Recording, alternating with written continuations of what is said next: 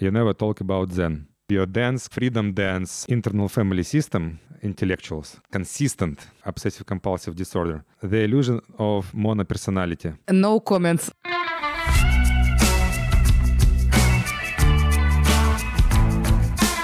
Привет, это Радио Аня. Сегодня у нас в гостях Дима Мацкевич. Мы в очередной раз, несмотря на то, что хотели поговорить о сексе, поговорили о взрослении и про всяческую психологию и способность развивать свою широту восприятия. Пожалуйста, дослушайте нас до конца.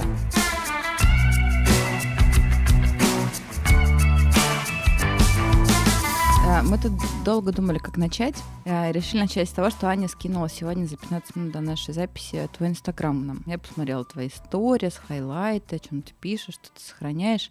И складывается ощущение такого идеального человека. Я встал в 6 утра, пошел на пляж, привел себя в порядок мысли, пошел работать, биохакинг, еда зло, просветление хорошо.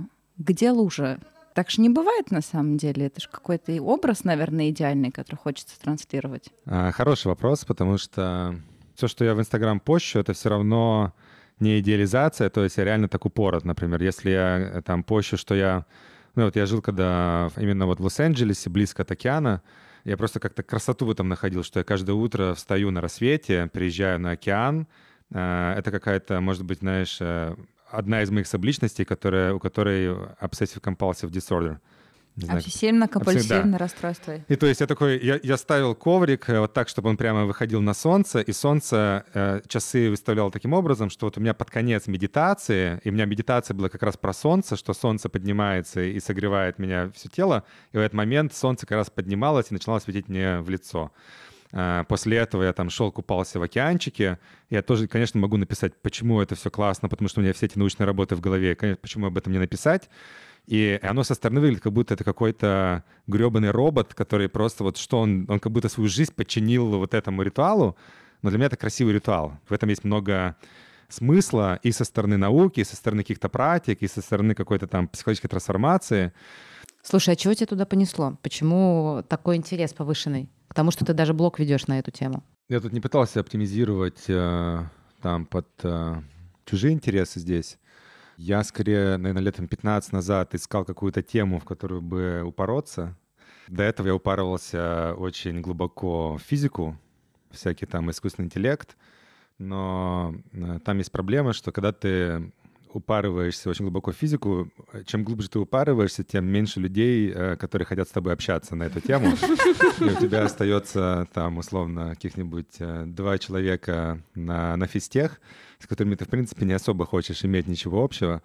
И я понял, что я прямо кайфую, когда мне появляется какая-то одна тема, в которой я глубоко складываю себе какую-то модель мира в ней, да, то есть я могу в ней уже интуитивно навигировать, как это было в физике, потому что физика, она достаточно consistent, буду продолжать.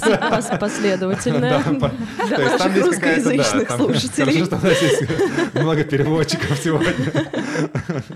В общем, в физике там есть какая-то модель, которая последовательна, и ты, когда ее глубоко изучаешь, это, знаешь, не как, условно, там юриспруденция, где куча могут быть не связанных законов, а у тебя там очень быстро выстраивается интуиция, и ты начинаешь как бы примерно чувствовать ее, да, то есть...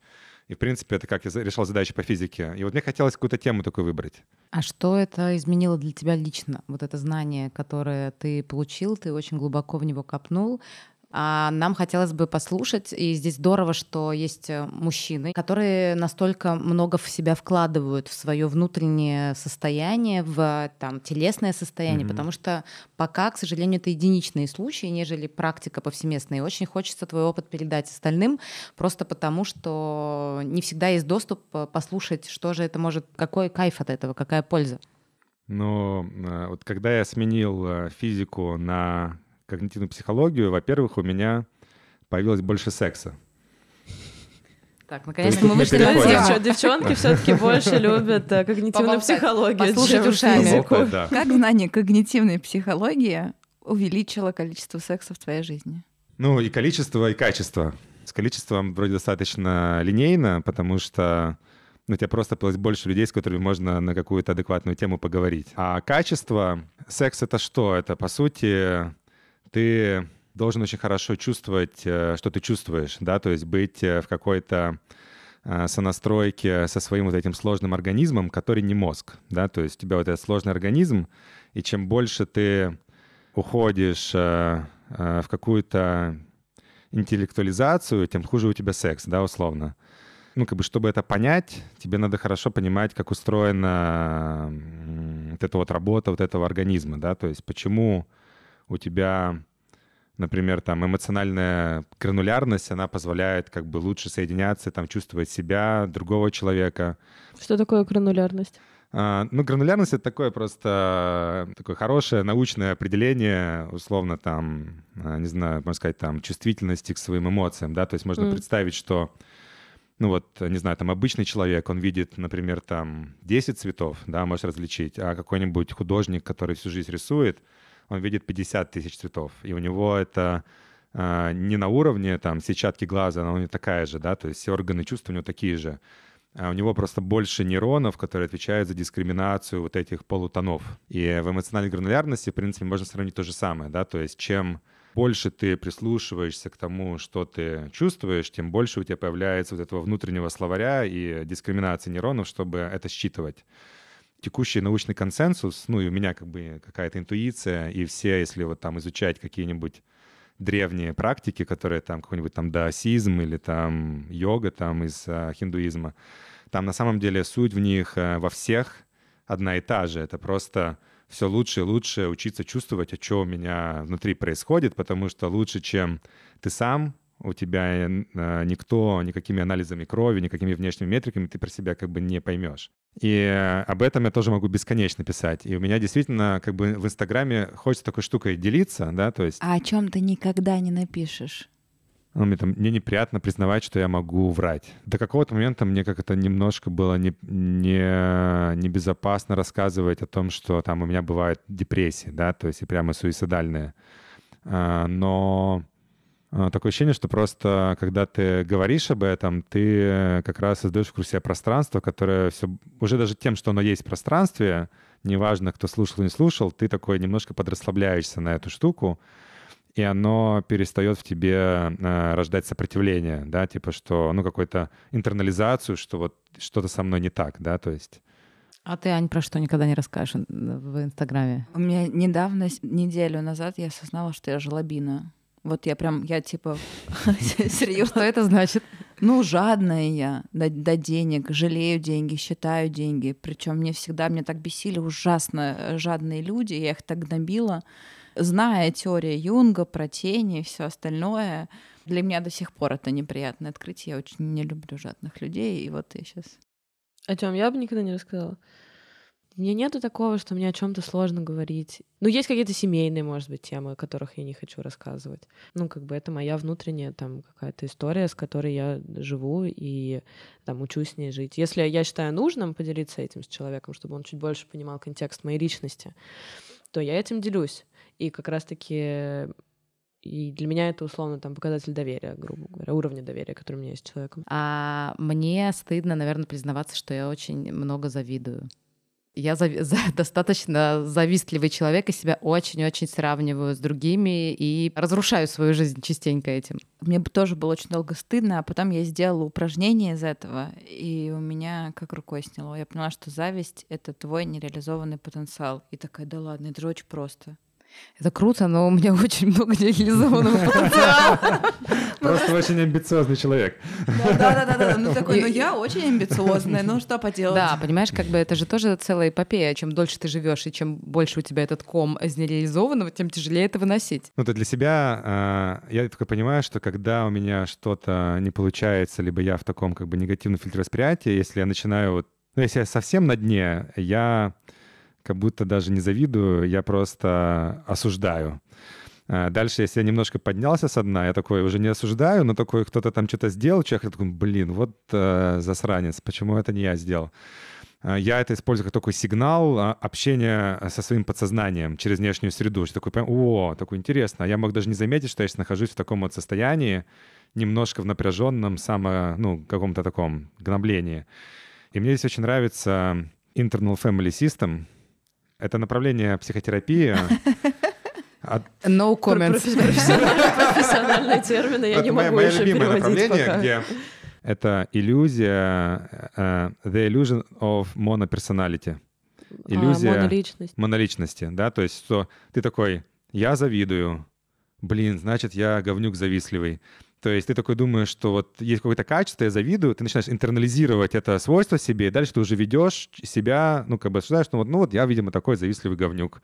Нет мне места на вершине эго-развития. А они такие придумали офигенный хак, и на самом деле, если ты хорошо знаешь, как устроен, допустим, там какие-то вот последние фреймворки там в искусственном интеллекте, когда пытаются собрать сознание, у тебя есть разные агенты, и у тебя есть разные субличности. То есть есть субличность, которая вот в моменте сформировалась в результате какой-то адаптации, и она завидует как часть, не знаю, адаптации, какой-то голос твоих родителей, который тебя сравнивал. И ты такой говоришь, не я завидую, такой, ты мой маленький, кто там такой завидует? А это вот Дима такой, ну-ка иди, я тебя заметил, иди сюда, обниму, а чего завидуешь, Он такой, потому что у меня ничего не получается, сейчас, давай поговорим с тобой. То есть ты перестаешь об этом думать такой, я завидую, я плохой. И, знаешь, вот это вот сопротивление, которое рождает слив энергии, и потом ты действительно становишься еще более агрессивным, ты говоришь, вот у меня есть какое-то семейство моих вот этих субличностей, с которыми моя задача просто настроить доверие, выстроить диалог между ними. Во-первых, обновить им, что я уже Дима не 7 лет, а там чуть постарше, потому что он, может быть, появился, когда мне было 7 лет, или там какой-нибудь критик, да, то есть мой, который критикует меня. Он же был зачем-то нужен, ему важно, чтобы его уважали. А если я начну с ним бороться, это как бороться с любой сущностью, она будет сопротивляться, да, то есть невозможно ее выкорчевать. И вот меня все время вот это просто понимание, что у меня есть просто субличности, оно помогло как будто сделать такую конструкцию метанаблюдателя, который всем им просто помогает договориться. Это реально похоже на дом с запрятанными детьми, о котором, по сути, мы говорили. Это очень классно, что есть какие-то общие метафоры, которые проходят через нас и укрепляются, потому что я реально вижу свою жадную Нину Ивановну. Это очень смешно, что до этого я не видела. Да, такая вот она тоже есть, но это не ты, но какая-то там одна часть, у которой есть какая-то эта функция.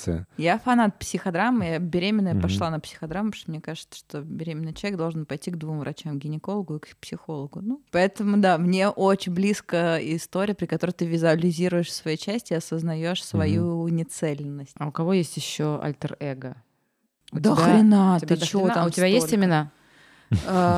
Нет, но есть мерзкая баба. Серьезно. И это не Нина Ивановна. Нина Ивановна просто она скряга, реально такая, не мои денежки, давай сюда денежки, давай смотри, блядь, какой-нибудь там тебе отдадим сейчас денег еще. Вот, а есть мерзкая баба, которая про всех все знает, как надо жить. Кстати, идея для подкаста — сделать подкаст со своими субличностями. Мы этим и занимаемся, мне кажется, немножко даже. У меня есть субличность Антон. Она давно ко мне не приходила, потому что это гусар, который... Пол-гусар, который во мне просыпается, когда я выпью достаточно хорошо. У меня тоже есть, только у меня ее зовут Настюха. Блин, а у меня пантера пьяная из песни Димы Маликова. У меня просто в детстве родители выбирали между 2 именами Аня и Настя. Настя выходит, когда я напиваюсь, и это ореханская версия меня. Вульгарный, как ты вчера говорила. Да, вульгарный. Там, видишь, там самое главное — это не оценивать эти все субличности, а прямо искренне их обнимать и принимать, и тогда они начнут там как-то с тобой кооперировать.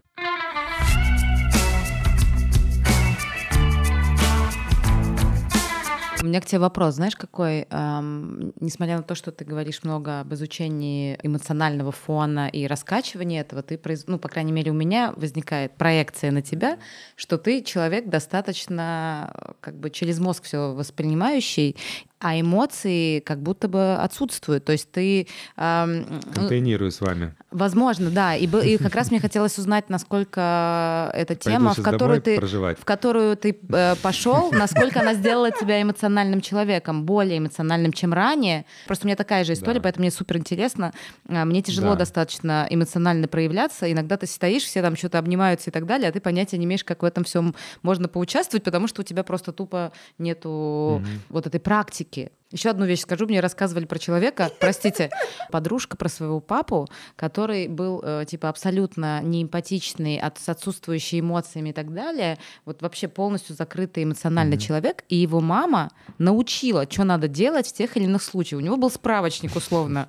Типа человек плачет, типа подойди, погладь по голове. Условно. Человек заболел, принеси ему суп. В общем, да, мой смотри, вопрос, то есть, ну вот последняя история, она крутая, потому что ты здесь говорила просто про выстраивание какой-то социальной адаптации интерфейса, чтобы тебя не считали мудаком. Социальная, простите, адаптация интерфейса человека. Это прекрасно. Каздев. Да. Human Каздев. То есть это все еще интеллектуальная штука, да, то есть она не убирает у этого человека проблем, что он с большей вероятностью заболеет там раком, автоиммунными заболеваниями, у него там будет напряжение, с большей вероятностью будет болеть депрессиями, будет плохой секс и так далее. Это не решается, ну, как бы костылями такими. Но возвращаясь к себе, ну, то есть это хороший вопрос, потому что у меня точно, я с детства был больше, ну, как бы в интеллектуальной сфере. И обратная сторона, что у меня действительно как бы контакта со своей какой-то спонтанностью, эмоциональностью, ну, был как бы слабый.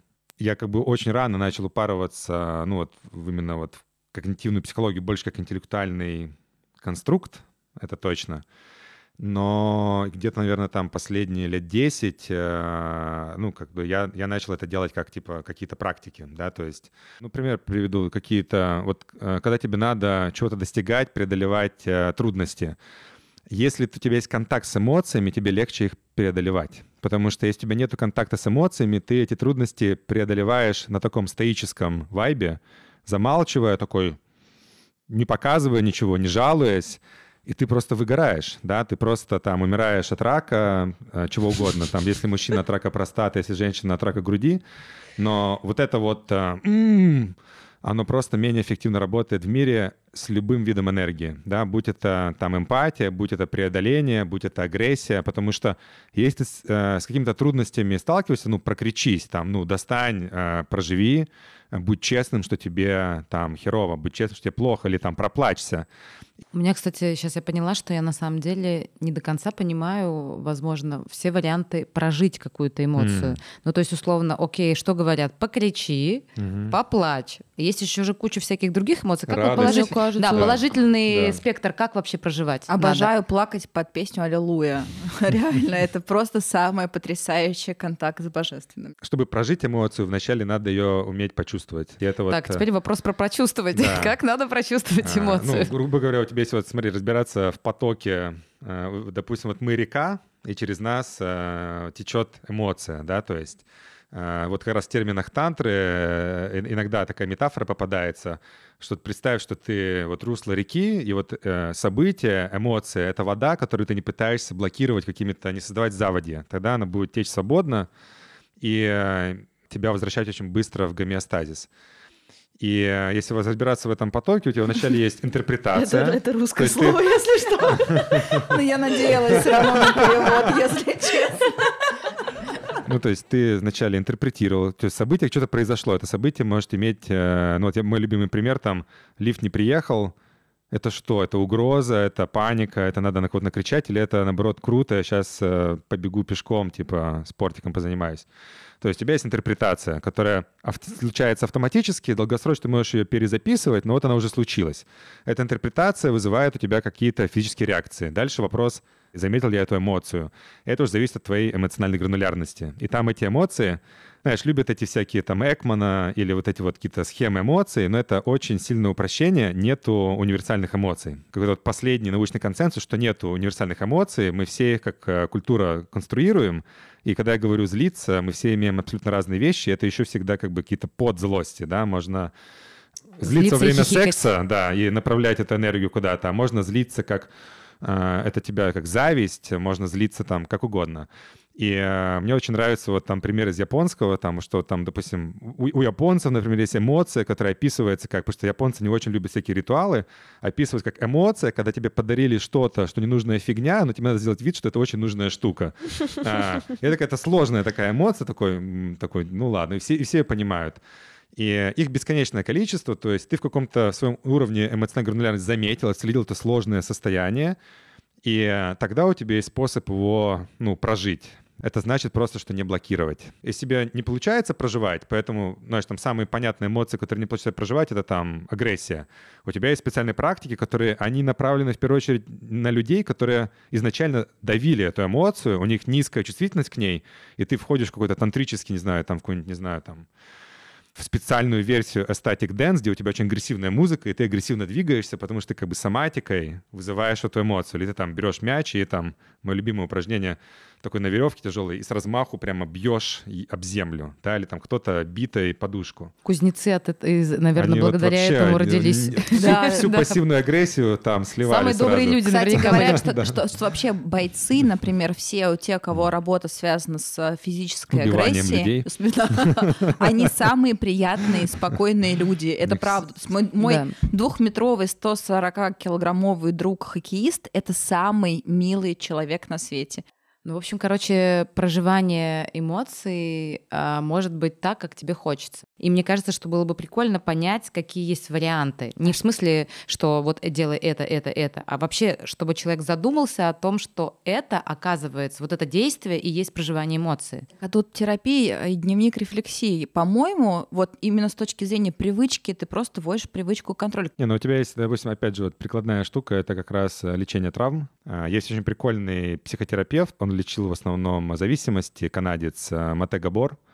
И он очень прикольный как раз такой вот протагонист этой темы, что модель травмы, она помогает хорошо понять, в принципе, как устроен любой человек. Ты там в детстве, у тебя происходят какие-то психологические адаптации, да, у тебя могут быть заблокированы какие-то спектры эмоций, например, заблокирована там агрессия, сексуальность там рядом с ней связана. Потому что тебе кто-то в детстве, когда ты был маленьким, тебе сказали там, что, в нашей семье тут как-то все приличные, нас как бы не кричат. И ты побоялся потерять вот эту привязанность, и ты потерял в своей способности открыто проявлять эти штуки. То есть у тебя, даже если не было какой-то прямо травмы, что там у тебя была какая-то жесткая семья, у тебя все равно сформировался такой мини-запрет на какую-то часть спектра эмоций. Социальное поведение приемлемое. Да. И оно может диктоваться даже на уровне какого-то, условно, поля из общего такого неосознанного, потому что вот тебя, не знаю, в современной культуре интеллектуальное, рациональное мышление считается круто, а эмоциональное проявление не круто. То есть у тебя по-любому есть подавление. И, соответственно, как это понимается, вот если там скрещивать спиритуальные практики, психотерапию и так далее, что любое подавление эмоций, особенно если даже настолько подавлено, что даже ее не замечаешь, это, по сути, приводит к тому, что у тебя становится как будто меньше энергии, да, то есть и вот это легко перенести на цигун, либо на йогу, что у тебя, допустим, условно, там чакра не работает, или в цигуне это в тайчи дай-тень нижний, потому что ты не можешь, допустим, проживать агрессию. И дальше это лишь такой один из примеров, то есть представь, что есть такой широкий спектр всех возможных состояний, и какие-то из них у тебя заблокированы, а они тебе нужны для того, чтобы жить на полную, иметь доступ к своему подсознанию, с ним работать, саморегулировать свой организм, взаимодействовать с другими. Чем прикольно как раз направление психотерапии лечения травм, потому что там они очень хорошо, в современном адекватном модели, они структурируют, что основной способ, если убрать эту интеллектуализацию, кто там кого где обидел, в какой модели, так основное направление — это восстановление контакта со всем спектром эмоций, то есть или косвенно восстановление контакта с телом. И там у них условно есть направление, которое они структурируют как снизу вверх, условно это медитация, вот даже открытый разговор про эмоции, что я сейчас, не знаю, допустим, нервничаю или злюсь. Разговор с психотерапевтом в контакте с своими эмоциями, журнал с эмоциями, какие-нибудь группы, это сверху вниз. Снизу вверх — это любые способы прожить эмоции невербально, вообще без интеллектуального фокуса, типа биодэнс, как это называется, тоже freedom dance, игра на барабанах, инструментом через поток. Да. Для разных людей на разном уровне своей чувствительности в разные этапы жизни разные штуки заходят, да, поэтому точно нет универсальных, но не пробуя, ты не поймешь, да, поэтому просто хорошая тема иметь в себе в голове, зачем это надо, потому что многие вначале даже не понимают, а зачем это надо, и ты, когда находишься на уровне такого прагматичного, условно, ачивера, ты такой: так, нахера мне нужны эмоции, я не понимаю, как это помогает мне решать мои проблемы. Мне кажется, очень важно вначале этот концепт, что это реально помогает, тебе решать все твои проблемы, А дальше просто начать пробовать, и это экспериментальная штука, да, то есть ты как бы проживая, получаешь опыт, о котором очень тяжело говорить. Иногда и не стоит, может быть, рассказывать, если это тантра, да. Нет, ну слушай, вообще об эмоциях это же такая трансцендентальная вещь, о них вообще очень сложно говорить, если это какие-то глубокие без контактные... опыта, да, своего. Мне очень нравится Оша, он своеобразный, хотя мне нравится. Он говорил, я могу показать вам пальцем на Луну, но вы все равно, это не есть то же самое, что и Луна. У нас и Оша как раз говорил о том, что трансцендентный опыт невозможно описать, потому что у нас нет словаря для того, чтобы описать неописуемый. Это во всех практиках, да. Это во всех, там, в том же дзен-буддизме у тебя есть такая фраза «You never talk about zen». Кстати, а кто какую эмоцию больше всего любит? А ты что из фруктов больше всего любишь? Я не знаю, для меня так Я люблю из фруктов больше всего манго. Я очень люблю трайбл эмоции, дикие, вообще самые классные для меня эмоции, вот они красные, если брать всю вот эту вот йогическую систему с чакрами. Красно-рыжие эмоции. С этническими барабанами. Да. Когда тебя раскачивает, там близко, там и эта энергия, и сексуальность, и агрессия, и очень сложно разделить их между собой в каком-то моменте. Мне нравится отходить от ментальности. Нижние центры. Да, и погружаться в нижние центры, на нижние волны, на эти басовые, когда ты превращаешься, по сути, в животное. Да. И вот это очень приятно. У меня часто бывает, оно связано не только с сексом, потому что, например, в той же тантре немножечко энергии не бывает сексуальной и несексуальной. Вся энергия, на которой ты делаешь проект, проводишь встречу и занимаешься сексом, это одна и та же, по сути, энергия. А ты прорекламируешь в конце подкаста свой курс по тантре? Нет, просто тантра очень неправильно понимают. Да. Я в ней очень много чего находила для себя облегчающего и открывающего, поэтому я люблю об этом говорить, для того, чтобы как минимум снять с нее вот этот вот флёр тантрических групповых практик, где все просто, как сказать-то так, чтобы чистым остался наш подкаст, занимаются сексом и как бы... Ты начала думать о чистоте нашего подкаста сейчас? Какая у нас волна сегодня интересная. Я, кстати, не очень хорошо разбираюсь в эмоциях. Сейчас скажу что-нибудь такое, но я люблю, состояние оптимизма и такой вот приподнятости, когда только что-то начинается, такое ощущение... Предвкушение какого-то. Да, наверное, мне кажется, это моя одна из любимейших эмоций. Это эмоция вообще? Ну, это зависимость. Ну, не могу не сказать. У меня есть зависимость от нового.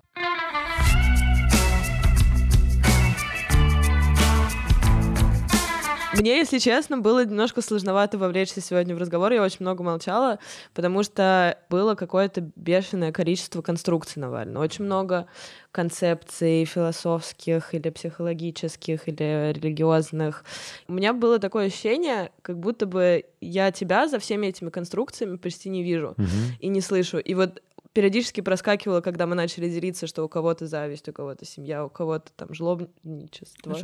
Жлобина. Жлобина, не знаю. Есть. У кого-то жлобина. И мне очень хочется задать вопрос, не усложняешь ли ты чрезмерно, и за этим всем усложнением не прячешь ли ты настоящего как бы себя, и как ты не устаешь от того, что ты все время живешь в этих конструкциях, потому что я умный такой я вообще. очень хочу, чтобы иногда эта коробочка... И я не устаю, потому что я от этой штуки кайфую, да, то есть у меня так устроена, вот это, не знаю, дофаминовая какая-то мотивация, что, ну, конструкция для чего? Для коммуникации каких-то сложных вещей, да, например, вот этот тот же самый, Так, например... мне просто кажется, что не все так сложно, на самом деле, не все требует такого количества терминов. Ну, нравится тебе ходить медитировать на рассвете, и это реально охерительно. Если у тебя есть возможность просыпаться в LA в 6 часов утра и ходить медитировать на рассвете, это не значит, что у тебя обсессивно-компульсивное расстройство. Почему ты так много надстроек делаешь для того, чтобы объяснить себе какие-то части своей жизни? Ну, это не себе, это скорее для... Или людям. Если ты еще людям людей, пытаешься да, объяснить какие-то части своей жизни, то для меня это еще более странно. Да, потому что я как бы от этого кайфую. То есть мне нравится упарываться в какие-то такие глубокие штуки, и я в них вижу, ну, какую-то красоту, да, то есть, например, когда я понимаю, ну, пример приведу, у тебя есть концепт вот этого separate self, у тебя есть концепт вот этой внутренней семьи, и ты понимаешь, что у каждого этого еще есть фрактально куча своих субличностей, и у тебя, получается, вообще стирается грань себя внутреннего с внешним миром. Ты все этих людей с субличностей проецируешь на других. Я веду много разных лекций, и там разные практики тоже делаю. И я, допустим, замечал, что перед тем, чтобы там люди пошли в практику, например, там начали свободно танцевать, intellectuals, которые там работают в офисах, они не пойдут туда, если ты им не дашь концепт, объясняющий, почему. Поэтому это такой язык коммуникации, объясняющий, допустим, почему вот это круто. Да, например, у меня есть... одно дело, когда ты продаешь людям что-то, мне а нравится, другое дело, да, смотри, когда ты мне просто общаешься с самим собой или со своими близкими.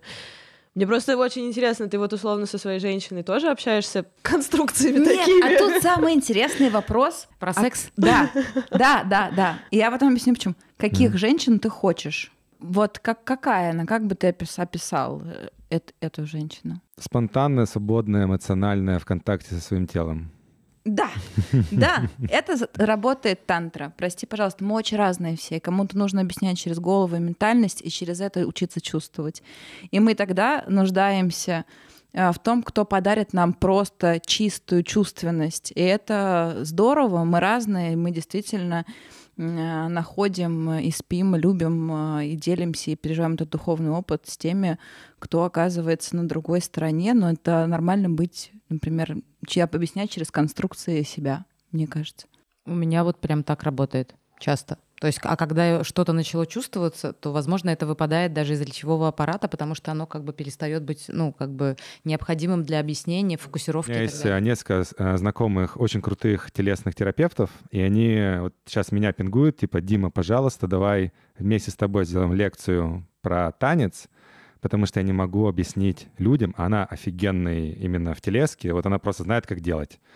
Но у нее не хватает конструкции, чтобы объяснить, допустим, intellectuals, почему, например, танец классно. Я просто вот упоротый такой, я угораю в какие-то вот эти темы закопаться и попытаться вот их понять через много разных измерений. Как тот же самый тантру или танец объяснить через кучу разных направлений, там, науки о теле, мозге, религии и так далее, потому что я рассказывал про свое самое любимое состояние, то есть когда ты много всего, как бы, допустим, знаешь, у тебя как будто между ними вспыхивают паттерны такой: «О, я вижу соединение».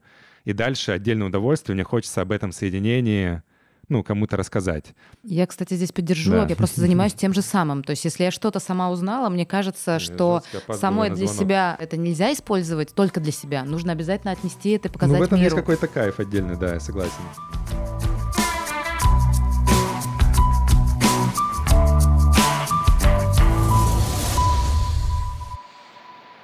Давайте просто подводку сделаем. Нам, правда, надо сейчас объяснить, что у нас тут было такое.